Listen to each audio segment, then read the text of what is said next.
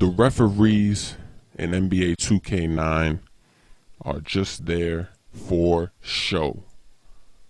They don't do their job. They don't know how to count. They're just here for show.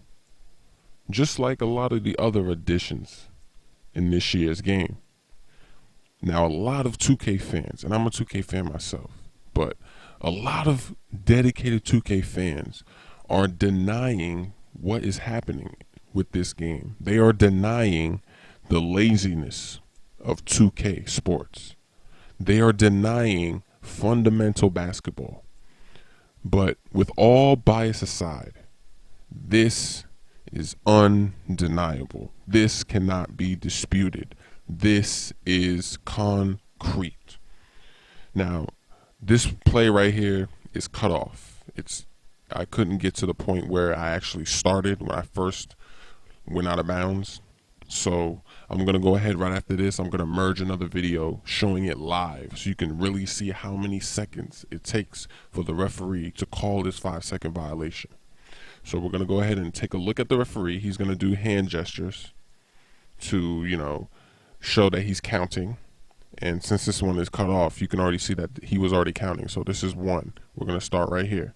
And look, and I want you to look at the referee's arms because he's counting. So here we go. That was 1. This is 2. This is 3. This is 4. This is 5. 6. 7. 8. Look at that. On this cut off replay, it took the ref 8.5 seconds to call a 5-second violation. And this was cut off. So I'm done right now. I'm done. I'm going to go ahead and put another video on this, and it's going to be live. And you're going to really see how many seconds it takes the referee to call a 5-second violation.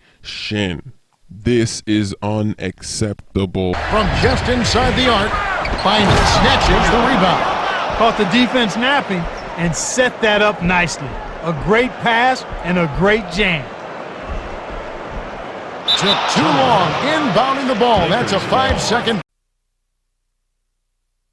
Okay, so now that we know that the inbounding in 2K9 is way off, we're going to go ahead and have a look at the 3 seconds in the key, which is very, very important. Because basically you can play someone and they can just come into the paint and, just keep pushing you and pushing you forward until finally they get the position they need to make that unstoppable layup under the hoop. So we're going to go ahead and take a look and see how long it takes the referee to call a 3 seconds. And I'm just going to imitate the people that do this. So I'm not really going to try to score. I'm just going to stay in the paint and, see how long it takes. So let's go ahead and have a look at it. Let's see. So I'm going to start now. He's dribbling, bam, bam, whatever.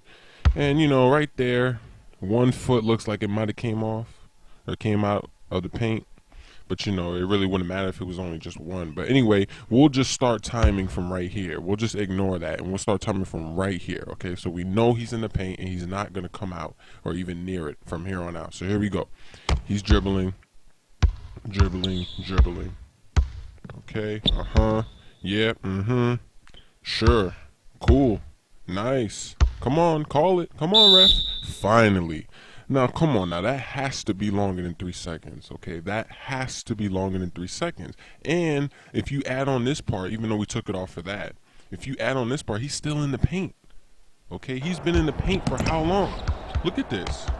Look at this. He's been in the paint, and he hasn't left, and they're not calling it yet. What's going on? Finally, they call it. Okay, this is ridiculous, yo. One more replay. Here's the last replay. And if you've played online, you've seen this happen before. Now, you have Kevin Garnett, that's me, and I'm backing down. And, you see how long that's taken. I do this, I'm able. Now I pause right here. This is what happens online all the time. When people get into the paint, they usually hold the ball just like this, and they wait for you to reach in. They wait for you to jump because they know that you're not going to hit the ball away and you're not going to block their shot once you jump. So they're waiting for you to do your move. And the reason they're waiting for you to do that is because there is no 3-second rule. I mean, it happens, but they really give you 5, 6, and even 7 seconds to get this off. So here I am. I'm paused right now, right? And this is what people would do. And watch what I'm gonna do. I'm just gonna pump fake a whole bunch of times. Pump fake, pump fake, pump fake, and finally he jumps. So now I could shoot it, but I still want to see how long it's gonna take for the ref to actually call this. So I pump fake one more time, 2 more times, 3.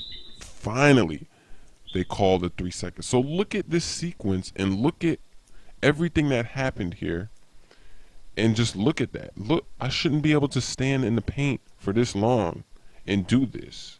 And this is the reason why when you're playing online against someone that is abusing the game, it makes it even worse, because this right here, if someone stands like this in the paint in real life, that ball is going to be loose. That ball, something is going to happen. They're going to get fouled.